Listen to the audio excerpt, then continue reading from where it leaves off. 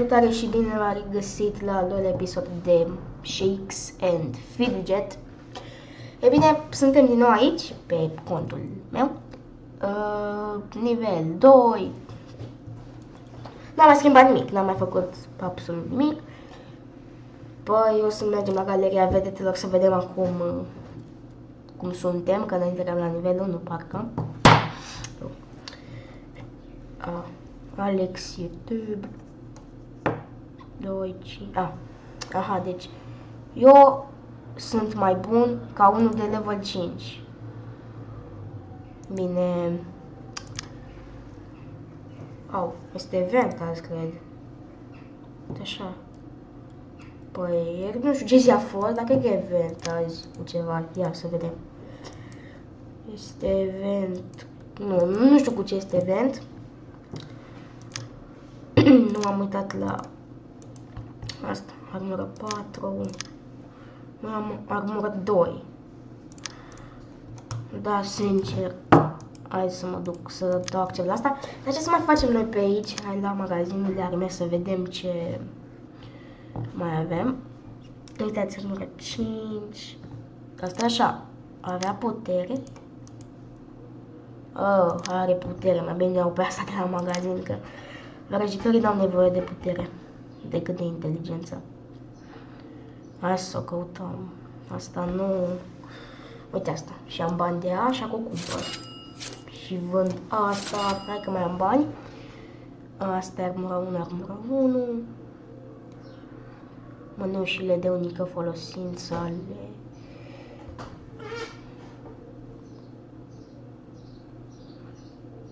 Și așa că nu pot să-mi dau seama care e mai bună. Asta știu că am armă bună, sandale. Hai să fac o misiune până atunci, până nu mai uit eu la ultimul lucru de acolo. Vreau mult de asta gold. Și experiență. Și experiența este bună. La personaj. Nu mai pot să mai fac nimic la personaj. Poate să-mi bag pe, uite, noroc. Ok. Acum cu banii avuți mergem la magazinul de arme. Să vedem. Nu. Wow. Eu nu prea m-am dus la magazinul de magie. Chiar nu m-am dus deloc. Așa că hai să vedem. Trebuie la magazinul de magie. Un inel. Poțiunea celui cu mențiune. Asta e cu noroc și durată 10. Nu, e plus 10% noroc, durată 3 zile. Ok,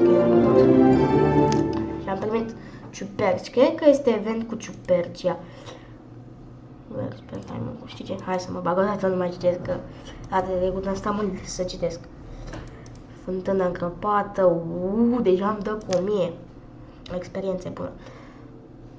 Hai să vedem. Hai să învârtim.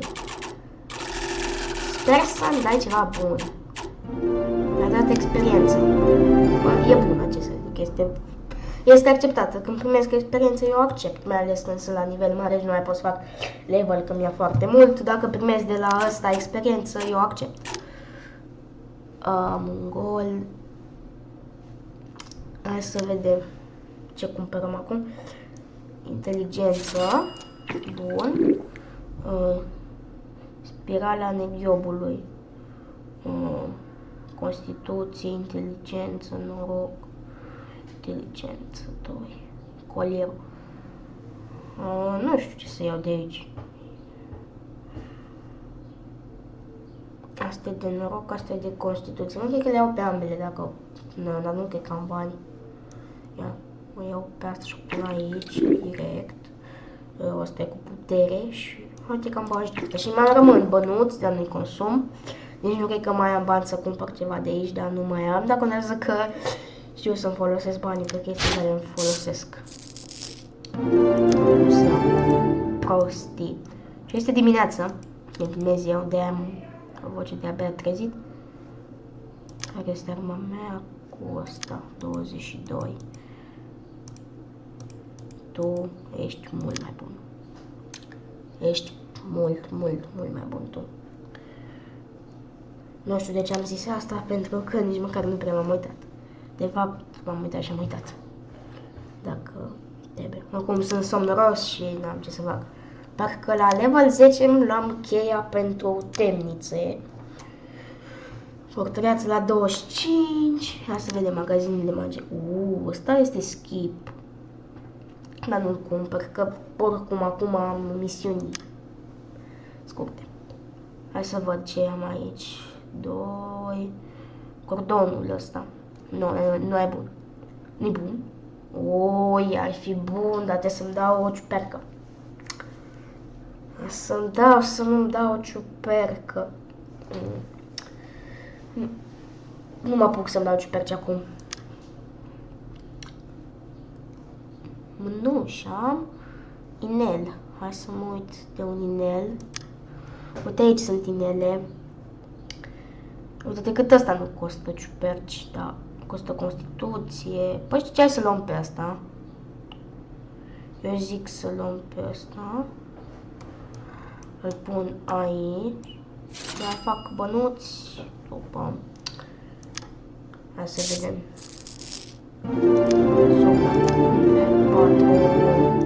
Plus așa.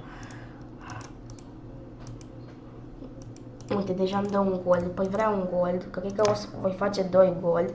Fiindcă am deja 95. Cred că voi face 2 gold cu care pot cumpăra bunuri de aici.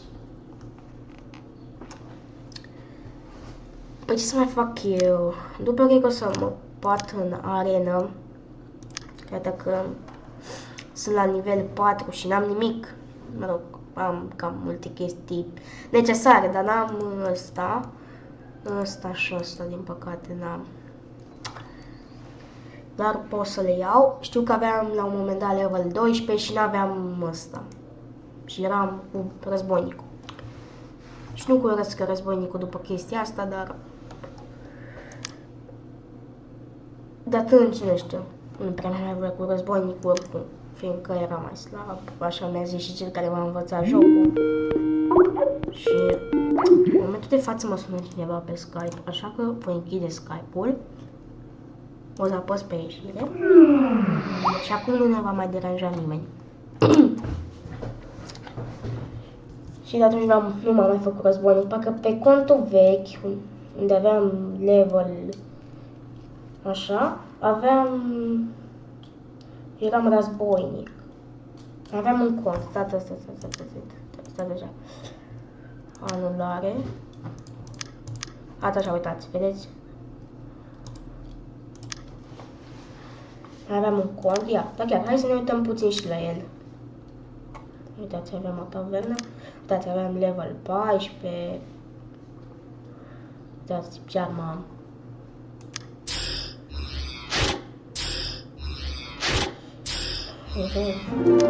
M-am primit o ciupercă, super.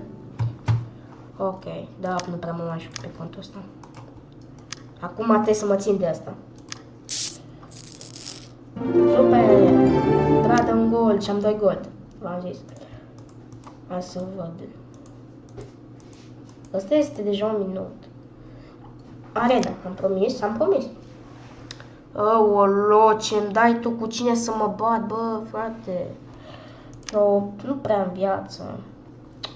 Rezistență, trebuie să-mi bag multă. Inteligența am cam destul, așa. Acum îmi zice prea puțin aur. Uite asta. Așa, am skip. De cât timp filmăm? Filmăm de... Cât timp filmăm?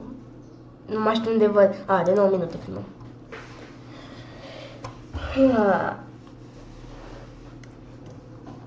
O să mai facem și lumea lui Alex. Adică Minecraft, lumea lui Alex. Guardian, nu? Arena. Am vrut să mă bat la arena, dar nu mi-au dat.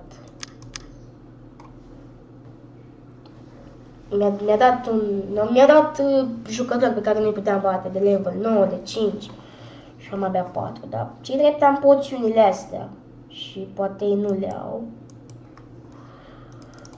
Descrierea personajului. Așa să văd dacă așa scrie. Apasă ca să scrii descrierea personajului.